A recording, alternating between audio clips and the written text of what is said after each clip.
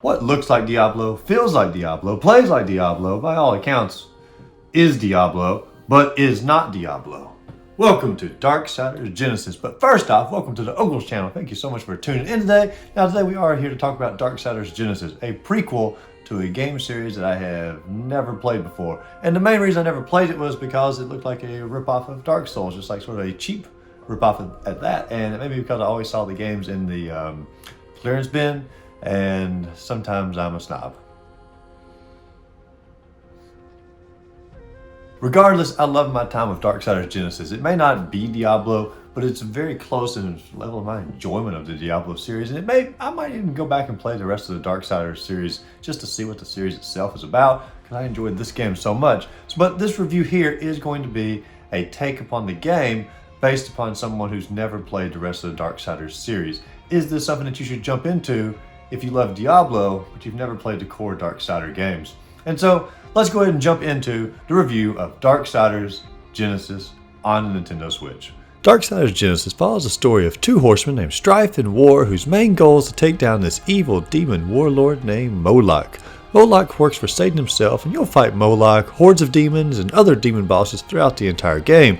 The story is told through a mixture of animated cutscenes and CGI scenes, and it's all done very well and works in a bit of humor here and there. But the main reason you play a game like this, it's not for the story. You play a game like this for the gameplay, and this game is basically a hack and slash that is done extremely well. The gameplay takes the camera viewpoint of a Diablo type game and allows you to play as both Strife and War. Strife is your run and gun type character who can take enemies out from a distance, while War is your melee fighter who really gets in there with his enormous sword and just demolishes through the hordes. Both are very unique and feel powerful from the instant that you start playing with them. The cool thing is though, is you can swap between these two characters at any given time, and the game actually requires it for different parts as well. But if you want to play from a distance in the area, swap to Strife. Want to get right smack dab in the middle of the action, swap on over to War.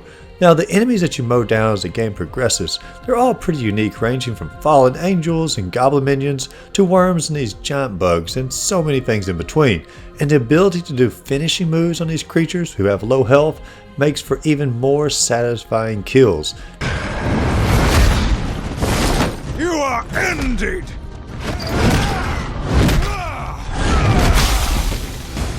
Now outside the common enemies, the boss battles are very memorable, with each having very specific powers and gimmicks to work around. Now none of the boss battles were insanely hard except for the final one, Moloch at the close, but even with him, after learning all of his moves, he was really quite predictable. Now granted, I played on a normal difficulty setting, and this would obviously change if you played on the hardest unlockable difficulty setting, but regardless, he was a challenging boss, and it was really cool to see that as the final boss in the game. The game does separate itself from the normal hack and slash action. As you are slaughtering enemies throughout the entire game, you will quickly notice that you are meant to jump between a variety of platforms, solve puzzles, or glide and hookshot to new areas. This game is a unique blend of hack and slash with platforming. Now the gliding from these platforms, it reminded me a lot of a game I played as a kid called MDK, and that was a nice little pleasant trip down memory road with that gliding action. But in addition to the platforming, the puzzles in the game were also very evident, and they were mostly clear, but occasionally, amongst all the clear problems, you would find a nearly impossible puzzle to just simply figure out, and these seemed to sort of come out of nowhere. For example, this idiotic axe one. Nowhere in the game before or after was there an order of these diamond mirrors to figure out, but on this one puzzle, you had to do it in a particular order. It took me like 20 to 30 minutes just simply to figure this out. Or these ball puzzles here that only Strife can do. They seem simple. You glide the ball through the maze, but the controls literally swap directions throughout the puzzle, where pressing left means turning right, and then pressing left suddenly means turning left. It's due to the changing camera angles, I know, but good lord, this was the most enraging part of the entire game. Toward the end of the game, I actually started to just avoid these puzzles altogether, unless they were simply required by the core story. While both main characters are fun to play with and feel powerful from the start of the game, they only grow in ability as the game progresses. Now to grow in abilities, you don't actually gain experience points from mowing down a ton of enemies though. You don't go from level 1 to 2 to 3 and so forth. Instead you earn currency, and you use those with a combination of these boatman coins that you find throughout the level to make your characters more powerful. You can upgrade their combos, their ammos, their potion abilities, and more just by cashing in your earned currency. You can also make your character more powerful by simply collecting creature cores that are dropped from enemies and bosses. You place these cores into a skill tree of sorts, and it will gain upgrades from that creature core. The more creature cores you have that are the same, the more powerful that particular ability becomes.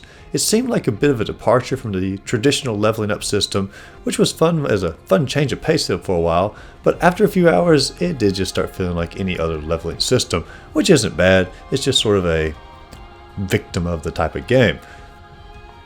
Now, one thing that's really great about this game is the replayability. When you finish the core story or finish a level, you have plenty of reasons to go back and explore the earlier levels. There are new powers that you've gained throughout that can unlock new areas. You can collect more of a particular creature core to level up on the power chart, or you can just simply finish collecting all the collectibles within that level.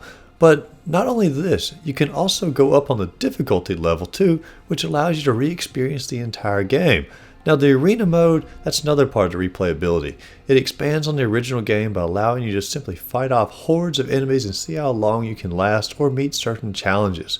This is less creative of a mode, but for multiplayer, this can also be one of the most fun modes in the game, which brings up one of the most potentially fun aspects of the game, the co-op playability, both couch co-op and online. Instead of swapping between the characters alone, you can do split screen and take control of one of the characters and work through with a buddy and work through the whole game together. It's a great option and it really expands how fun the game can truly be. Now, as much as I really did love the game, there are a few complaints that I have.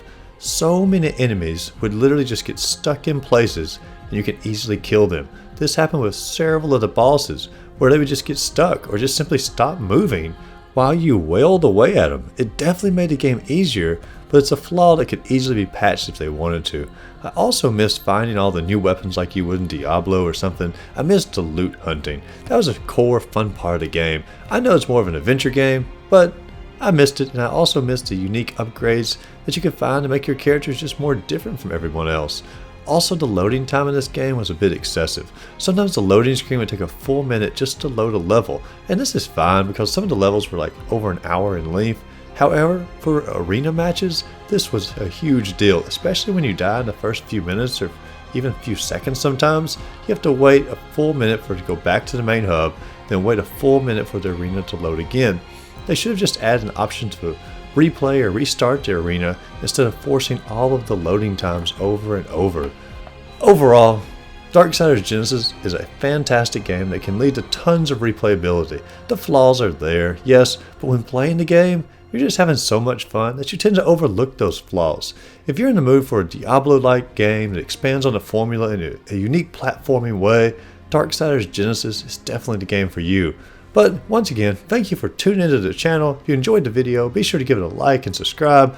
And as always, go out there, find a great game to play. Just have a great rest of the day.